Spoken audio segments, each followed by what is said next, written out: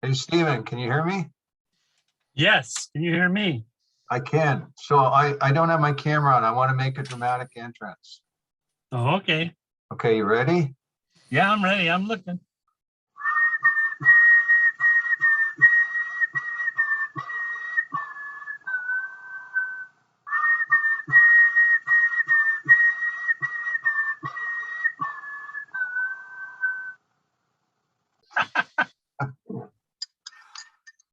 I just finished watching for the second time, The Power. I just call it The Power. Yeah, Yeah. So I thought that would be a good way to start. I like you, Jesse Plemons. I like him just in general.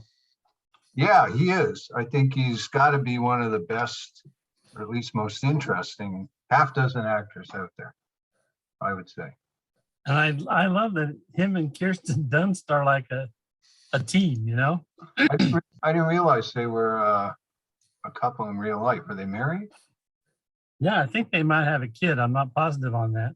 Okay. Sure, they met on Fargo, Yeah, which is season 2. one of the best things about The Power of the Dog for me, and that it reminds me of that second season of Fargo that they were so good in. My favorite, I'm not the only one, is when the UFO turns up. Yeah, And, that's and the two of them are escaping, and he's like, do you see that? And she says, it's just a flying saucer. Come on, we gotta get out. That's the one weird thing about that season. Is almost perfect to me. And I mean, I don't mind it. I just don't know where they got this idea to bring in the UFOs. It produces a couple of laughs for sure. It just seems like, I mean, it really comes out of the blue. Mm-hmm. Anyway, just let me double check that I am recording here. Pause, stop recording. Good. Okay. So You're in charge. I made copious notes here. Well, good. Not really, just 6 or 7 things for each film that might get us going. So do you have a preference where we start? Nope. Sounds like you're ready to go on the dog. Okay. I'm sorry, The Power. The Power. I got to do Scott's introduction here. So this is the, I don't know, I'm going to guess the 10th or 12th installment of What They Said. What They Said, right? Yeah, What They Said. Phil and Steven, and sometimes Scott stay home and watch movies. For a while, at least Phil and Steven were sometimes going out to see movies, but we're back in lockdown, so we're back watching stuff at home. And tonight we are going to do 2 of 2021's most acclaimed films. Well, that's not true. One of them is one of the most acclaimed films. The other one probably has generated as much talk as any other film. So The Power of Jane Campion's The Power of the Dog, which has topped many year-end lists and won some Critics Circles awards, number ones. And then Adam McKay's, do I have that right? Adam McKay, right? I think so, yeah. Adam McKay's Don't Look Up, which has had its share of negative reviews and had some very positive reviews, and people argue over it, and they go on message boards, and it's the kind of film that generates lots of talk. So we're going to do those 2 tonight. Why don't we start with, I guess since we've already sort of alluded to The Power of the Dog with our openings, why don't we start with that? Now, I haven't, I assume you reviewed it on your site, Stephen. I never read your before we talk, just because I want to be surprised by what you say. So I don't know how you feel about it. I'll just start by saying I have seen it twice now. Watched, when did I first watch it? Not too long. I like within a week or 2 after it came out. Also watched it off of Netflix, so I haven't seen it in theater. And then I wanted to brush up, and I just finished up my second viewing. How many times have you just seen it at one time? One time. These 2 that we're talking about tonight are the last 2 movies I saw in 2021, as it turns out. Okay, good. I don't remember which order, but you're within the last couple of weeks of seeing them. Yeah. So let me see. Let me just get up. So the first thing I wrote in my notes about Power of the Dog was that I think it's a movie there's really not a bad moment for me, and yet, you know, just ultimately I don't feel like I'm moved in the way that I should be. I'm moved a little. It's close to a flawless film, I think. Everything, the performances, the pacing, the cinematography is very good, and I would be even better if I had seen it in a theater. And yet, I just feel like I should feel more. I don't know. That's pretty much what not the only thing I said, but I'm in total agreement. I couldn't exactly figure out why I wasn't taken with it, because it was good. And there was nothing really to complain about. No. But I didn't get engaged the way I felt I should. It did seem like a movie that would benefit from a second viewing. But because when I'm watching it, I was kind of dozing a little bit, like, whoa, and yet I don't know why. I mean, it was beautiful. It was slow moving, but so what? It wasn't, dragged. It just, it was well made in every possible way. And I did go back and watch a couple of scenes because of the controversial, I don't know, the ending and who did what to whom. And so we'll have to talk about that, because I was a little puzzled by whom did what to whom, if anybody did anything to anybody. Yes. Well, the question was, just not the only question, but whether or not the son had something to do with the guy's death. Yeah, that occurred. I don't know that occurred to me the first time, but certainly tonight, just the way it's the sequencing of shots made me think, did he poison him? Well, when I looked at it, I looked at specific scenes, and it was obvious, I felt, and I don't know why it was. Okay. And I made a note of the first line we hear in the movie. We don't know yet who's talking. It's the narrator, but it is the son talking. And he says, "When my father passed, I wanted nothing more than my mother's happiness.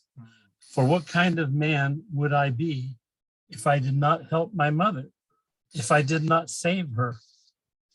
Which is what he does in the movie, because he has such an opinion of the guy. Not that he's wrong, but and seeing that, thinking about that in retrospect, and then watching the whole process of the slaughtering of the diseased cow and making sure he gave the stuff. It's not very. I was confused, but it's not confusing in the end.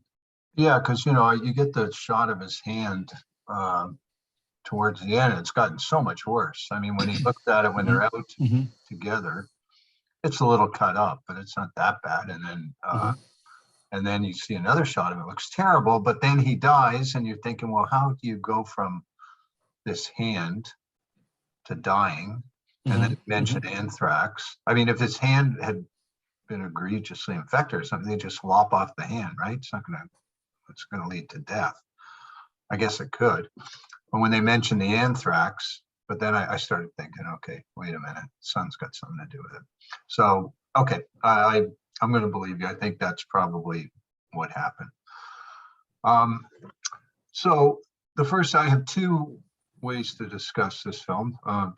Neither of them startlingly original, but the first, I was thinking about, Hollywood's, and this is Jane Campion from New Zealand, but the whole idea of revisionist Westerns. And I was thinking about how, it depends where you trace that line back to. You could they were probably making them as early as things like High Noon and Shane, which were kind of, about Westerns. They weren't just Westerns, they were kind of about Westerns. And another film that I think I saw ages ago, The Gunfighter. And then you go to the early 60s and you've got Lonely or the Brave, which I've never seen, and The Man Who Shot Liberty Valance, which are kind of, certainly Liberty Valance is a revisionist Western. But let's say instead you use the most obvious starting point, which is The Wild Bunch. 1969. So we're now 53 years from The Wild Bunch. They've been making revisionist Westerns. If Westerns started with Tom Mix in the 1910s, they've been making revisionist Westerns for as long as they've been making Westerns by the time Sam Peckinpah made The Wild Bunch, which is kind of interesting. So I guess my question is, do we need any more of them? Is this exhausted? Like, what can you, every revisionist Western has a funeral. It has, you know, things that are supposed to make you think about all the stereotypes of the classical westerns, the whole idea of the, you know, strong, silent central character, et cetera, et cetera. Has this been done to death? Or my suspicion, I think they might just be starting again because, you know, just the political climate right now. People will want to tell stories of westerns totally from the indigenous point of view. You know, we had like just an unbelievably awful 2 years in Canada, and you do have the two indigenous characters here who don't really they don't have a lot to do with it, although they trigger a main event. But I don't know, we might just be starting a whole new wave of revisionist westerns. First, it took me a while to realize I was watching a western.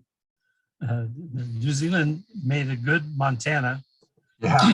I was too aware that it was New Zealand, not because it looked like New Zealand, but because I knew, because of Jane Campion. Okay. I didn't have that. So, she shot it in New Zealand. I just assumed she came yeah. to. That's stupid. Why would she during COVID? She's not going to fly. Yeah. Yeah. And then you know, it was what, 1925 or whatever. You know, it was just modern enough for me to again sort of get thrown off, kind of like in Wild Bunch when all of a sudden a car shows up and you realize that this takes place a little later than you think. The thing about westerns for me is they've been called dead more than once, and somehow they keep coming back. Like heavy metal, very much like heavy metal. Yes, kind of like that. You know, in the late 50s and the early 60s here in the US, and I got a feeling other places, westerns were just standard stuff on your TV. There were the top shows were like Bonanza, were westerns. There was always a lot of westerns on. You could watch a western any time of day, and then they weren't there anymore. I mean, remember how much antipathy Cale had for them when she was writing about something like the Man Liberty Balance. She just, I mean, she's much as said this is a worn out genre. Mm-hmm. And then with Wild Bunch, for me, it's like, okay, there, now you don't have to do any more westerns. I'm not that they weren't going to, but it set a certain place where, okay, they wiped them all out. The heroes are all gone. There's Robert Ryan, and we've done with westerns, but we haven't been done with westerns. They do keep coming back, and also there's the kind of movies like Dirty Harry's and right series. Those are like westerns in the city. Those are westerns, yeah. So that kind of way of looking at things, it's there all the time. I mean, Taxi Driver, you know, you could say the same thing. Taxi Driver, which takes a lot from The Searchers, right? It's just a western transplanted to Manhattan and Times Square. So I don't know that, I do think that comes and goes, but I think it's weird that we people in general, we want to say that western's done on a regular basis. We don't necessarily say that about other genres, and I don't know why the western gets that and others don't. But do they make pure westerns anymore? Do they make any westerns that are just westerns that aren't commenting on westerns? Is that I'd have to think, but there was one called Hell and High Water that was a western, but I'm not remembering how much it dealt with westerns. It was just western. Yeah, that's a good question. It was whether or not you can just make a western without dealing with the fact that if nothing else, the code of the West, it doesn't hold anymore. And we should know that by now. I was thinking how the Wild Bunch kicked off what was probably a great period for the revisionist Western. And there's one that follows close on the heels of the Wild Bunch, and I think maybe is even more important when someone like Jane Campion goes to do Western. Do you know what film I'm thinking about? McCabe and Mrs. Miller. And I say that because, you know, we did Poor Cow a while ago, and you had the nod to Mrs. Miller and Renee, you know the guy. I always have trouble with the last name, Aberjonois. And then in this one, you've got Keith Carradine from McCabe and Mrs. Miller. And I'm sure both of those films, female directors both, they're paying homage to McCabe and Mrs. Miller. Mhm. Got McCabe. You had Peter Fonda's The Hired Hand, which I saw and liked. Don Siegel's The Shoot Us, which is a good film. Mhm. You have, gosh, some other well-known ones. Oh, well, obviously Peckinpah himself with Pat Garrett and Billy the Kid. And then, like you say, you've got the Dirty Harry and Taxi Driver type film. I think Cimino, I don't know, Thunderbolt and Lightning, if that fits. But anyway, there was a period where Westerns were, and The Last Picture Show, of course, Yeah. which is a little bit different. But that seemed to be the great period for the revisionist Western. Well, you mentioned the shootist, and that's watch John Wayne die. Yeah, In some ways, right. that fits perfectly with the end of the period, so to speak, is that John Wayne is dying in real life, and they give him a character who's dying, and we all shed a tear and wish he could come back. Yeah, and I watched Liberty Valance probably a couple of months ago for, I think, the second time, and I liked it. You know, there's all these really broad, over-the-top parts you have to put up with, but then there's a lot in it that's really good. And I haven't seen enough Ford Westerns. I've seen probably, I don't know, 5 or 6. I'm missing. I have never seen some key ones, just because I'm not a huge fan of Westerns. I don't think I've ever seen. I get She Wore a Yellow Ribbon and My Darling Clementine's confused sometimes, even though I know one's in color. One's I love My Darling Clementine, I admit. I love Red River. I like that a lot. Yeah. So that's one way to look at the film. And then the other way, I'm sure you've read this, and I'm going to sort of question it here, especially after watching it a second time. I hate to use cliches, but I've got to use one here, that the film is about toxic masculinity and Benedict Cumberbatch. When I watched it the second time, he didn't seem all that toxic to me. He really didn't.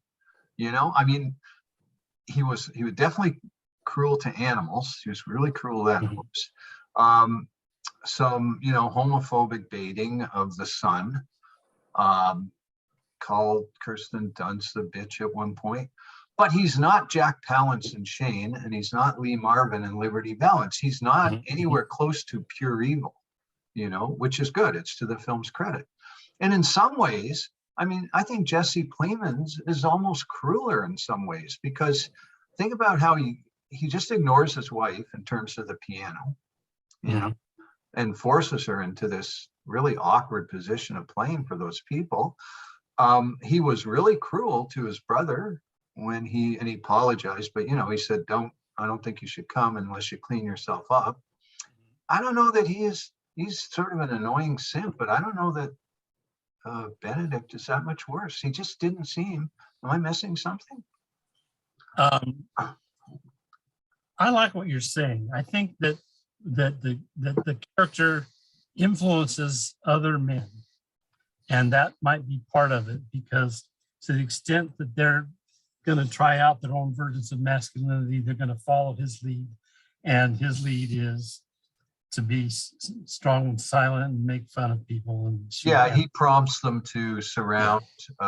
So I think there's that, and he goes back to his mentor, and then he accuses his brother of not fulfilling what their mentor passed on to him. That's okay. The son is clearly influenced in a negative way. He sees him for what he thinks he is pretty early on. We'll say he kills him in the end in a roundabout way. And the son is also made fun of for the ways in which he's not typically masculine. And the leader of that is always the Benedict Cumberbatch character.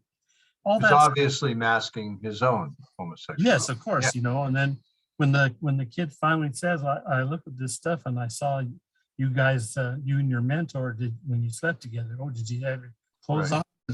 I'm not going to answer that question. Yeah, he just kind of laughed it off. Yeah. So those are undertones. And I think that to the extent there are undertones and the extent that the Cumberbatch character buries it, that helps him. It helps him become more toxic, because he isn't trying to be true to himself. He's trying to be true to an ideal that he thinks he got from the mentor, and which is sort of standard. Because to me, his attraction to the son brought out this sort of more humane side in him, I thought. He seemed to genuinely care, not, beyond just sexually, he seemed to genuinely care for the son. Mhm. When Kirsten Dunst went and gave away those hides, he got really, really angry, but he didn't do anything. He said, well, it's up to my brother to handle that. He flipped out, but he didn't go and, he didn't go and like beat her up or anything like that. I know, I just didn't see him. I'm not saying he wasn't, everything you say is true. He had that side to him, but I was a little more sympathetic towards him. I like that when you brought up about how he seemed to come around on the son and to like the son more as it came on, and he was, trying to show him the ropes, so to speak. He wanted to be the mentor for the kid. Yeah. When I was watching it, I didn't trust it for a second. I thought he had some ulterior motives. I did at first. I think he did at some point see an identification with the kid where he could become the kid's mentor. So in that case, yeah, you're right. And I think he was genuinely moved when the kid brought him, he said, I have some rawhide. Mm-hmm, mm-hmm. He seemed genuinely moved by that. Mm-hmm. So it's an interesting question. What else do I got here? Hang on a second. Okay, so we could talk about Campion's other films. Let me just ask, I've talked about Keith Carradine. So just in passing, I'll mention, and this was, the toxic masculinity. What was the worst thing he did? He went around the house and he whistled in a really sinister way. I thought when she was playing the piano and he kind of squared off with his banjo, I thought that was a perfect opportunity for them to pay homage to Deliverance. They could have broken out into doodling banjos. Could you spot the dog in the mountains? I couldn't. I looked and I looked. No, I didn't see anything. I wasn't sure there was anything, but okay. I didn't get any of him. I guess the importance of that was just bonding the two of them. I didn't know if it had any larger implications, just, about the cruelty of nature and swallowing them up. I don't know. Keith Carradine is an interesting case for us because he used to always play these kind of smarmy characters like he did in Nashville. Smart music. Like that. And I don't know when it started. Deadwood might have been it. He only was in 4 episodes as Bob Bill, but there was something about it. And he said, I like this guy. And now whenever he shows up in his older period, I think like, I'm so glad to see him. Yeah. Even just for one scene, I'm glad to see him. And so I've forgotten the ways in which he makes the connection to those movies from the 70s, saying, excuse me, Taxi Driver, is he in Taxi? I can't remember which Carradine's, Roberts and his brother is in Mean Streets. David's in Yes. Mean Streets. He's the and Robert too. Robert's the one who kills David. So that's why. Yes, that's right. There's The two other of them two in there. Carradines, yeah. I saw Keith Carradine. He showed up in this. I watched this film. Boy, I wish I could think what it was. I could look it up. It was sort of late 70s or early 80s, and he was quite good in it. And it was a film I've been waiting a long time to see. I'll look it up at some point. Anyway, no, I agree with you. I always look forward to seeing him now. And Nashville was really kind of atypical for him, I think. That character was, as much as I love Nashville, and the character is supposed to, I think everybody, people that consider the film smarmy, when he says to the Vietnam vet, did you kill anybody today, Sarge? If you hate the film, you think that he's speaking for Altman. I'm not sure that he is. Altman might cringe. I don't know that he necessarily loves that line from that character. It's hard to say. Joan Tewksbury wrote the script anyway. So is there anything you wanted to say about Jane Campion's other films? I'll just say that ages ago, and I've never gone back to it. I probably watched it 2 or even 3 times when it came out. I did love the piano back then. I don't know how I feel today. I think I loved it in the same way. I'm going to compare it to Wes Bentley and the Paper Bag and American Beauty. It's just kind of very kind of new agey, and I can think of her floating in the water and the Michael Nyman music. I don't know that it's necessarily a profound film. It got to me on some level, largely because of the music. Other than that, I've seen a couple others, but I saw In the Cut and Holy Smoke, and they didn't make a big impression on me. I've missed some key films by her. You'll be glad to know, because I looked back at what I'd said about or thought about her earlier work that I'd seen, and I've seen a lot of them. It turned out I didn't really remember that. And I think it's you that will be glad to know that my favorite is An Angel on My Table, or On the Table. Angel at My Table, which I The haven't one seen. that recommended that one. Who? Do you recommend? I thought No, it wasn't me. I've never. so it was Scott then, because I feel like it showed up on one of the 50s list. No. Well, it probably was Jeff Pike then, right? Oh. If Jeff did the movie countdown with us. Oh, you're right. You're right. Maybe So, it was Jeff's list. Confused, but in any event, that's the one I've liked. Oh, okay. In the Cut is one that I really need to watch again. I was so upset about it. I hated it.